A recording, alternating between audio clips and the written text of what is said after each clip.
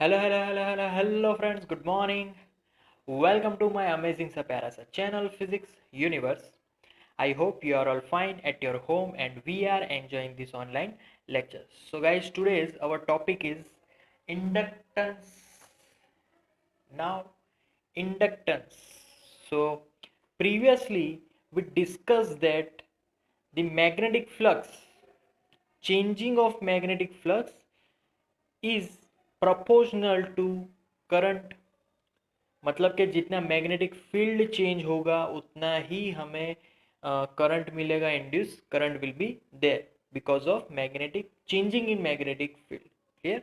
सो यहाँ पर सिर्फ मैग्नेटिक फील्ड बोलूंगा तो करंट नहीं मिलने वाला, बट चेंजिंग मैग्नेटिक फील्ड बोलूंगा that is the proper word.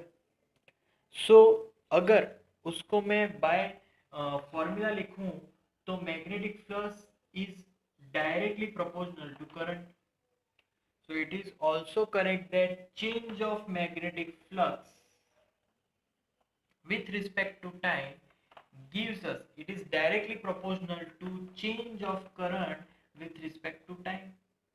क्योंकि अगर मैग्नेटिक फ्लक्स चेंज हुआ जिस हिसाब से, बढ़ेगा तो बढ़ा, घटेगा तो घटेगा, तो करंट भी उस हिसाब से चेंज होगा। क्लियर? तो यहाँ पर मैंने जो बात की वो एक कॉइल की we know that if one coil have current flowing through them and another is connected with galvanometer, दोनों में रिलेटिव मोशन करवाओ या फिर करंट को चेंज करवाओ तो उसके हिसाब से गैल्वेनोमीटर डिफ्लेक्ट करेगा। सो गैल्वेनोमीटर बेसिकली रिलेटिव मोशन या फिर करंट के डिफरेंस पे डिपेंड नहीं है, वो ओवरऑल तो मैग्नेटिक फ्लक्स के चेंज पे डिपेंड है, क्योंकि हम कुछ भी करवा के मैग्नेटिक फ्लक्स को चेंज करवाते हैं तो उसके हिसाब से करंट में चेंज मिल रहा है। क्लियर? सो ये थी बात कॉइल की। अगर कॉइल सिर्फ एक टन का बना होगा, so if number of turns is 1, then phi is proportional to I. But if there are n number of turns in that coil from which current is flowing, then n into phi b is proportional to I. तो इसका मतलब हुआ कि जितने भी turns है, जितने भी हमारे पास राउंड सर्कल्स है, तो वो वो नंबर इनटू मैग्नेटिक फ्लक्स दोनों को मल्टीप्लिकेशन करवा के फिर करंट उसके प्रोपोर्शनल में आएगा। तो वहां पर जितने नंबर ऑफ टर्न्स बढ़ेंगे उतना ही करंट में इफेक्ट आएगा। क्लियर? अब यहाँ पर इंडक्टेंस को फाइंड करने के लिए अगर मैं प्रोपोर्शनलिटी साइन हटाऊंगा तो फिर क्या आएगा, मेरे पास जो यहाँ पर साइन बचा होगा वही, वो कांस्टेंट ही मेरा इंडक्टेंस हो जाएगा, क्योंकि ये हो गया कांस्टेंट। तो कांस्टेंट टर्म को मैंने सब्जेक्ट बना दिया, कांस्टेंट टर्म है, कांस्टेंट टर्म को मैंने लिख दिया तो यहाँ पर इज इक्वल टू साइन आएगा। क्लियर? तो now it is depend like this.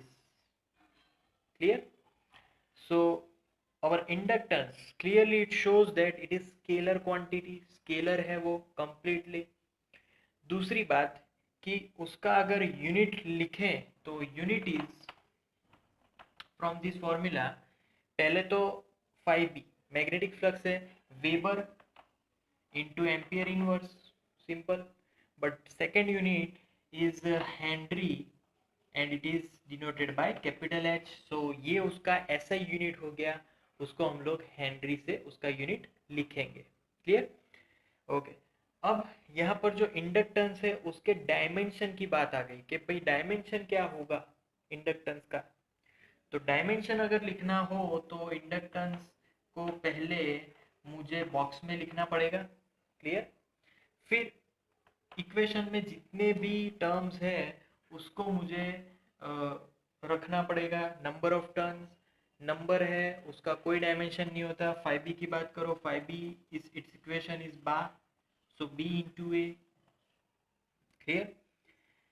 b into a, इसका दूसरा एक इक्वेशन भी है, फाई है, मैग्नेटिक फ्लक्स है, तो ई ए भी लिख सकता हूँ। जिसका भी डायमेंशन याद हो उसको हम लोग यहाँ पर रख सकते हैं। सो यहाँ पर मैं ई बी लिख सकता हूँ। Clear? So E and upon this is I. So यहाँ पर I लिखो, ये A stands for area. Clear? Okay. अब बारी बारी से E को पहले अगर मैं फाइंड करूँ तो E की फॉर्मूला है F अपॉन Q. क्योंकि मुझे यही डायमेंशंस पता है तो उसके हिसाब से ही मैं जाऊंगा. तो यहाँ पर ब्रैकेट रख दो, ओके, ब्रैकेट इनटू एरिया वाला ब्रैकेट एंड यहाँ पर करंट वाला ब्रैकेट. क्लियर? फिर अब मुझे थोड़े थोड़े डायमेंशंस पता है, उनको मैं रखना स्टार्ट करूंगा. ये मेरा फोर्स है, तो फोर्स मतलब m1 l2 t minus 2. Area मतलब l2. ये q, तो q की फॉर्मूला है it q it. I मतलब a1 t1, I into t is time t1, और I मतलब करंट मतलब e1. सो m1 l4 t क्या होगा, -3 और a -2. So this is the dimension of our inductance का ये पूरा डायमेंशन हो गया. सो ये डायमेंशन के हिसाब से हम यहाँ पर फॉर्मूलाज रखने वाले हैं. Clear? So that's our inductance topic. That's it for today now guys. Thank you so much for viewing my video lectures till the end. That means a lot to me. Please like my videos and subscribe my channel.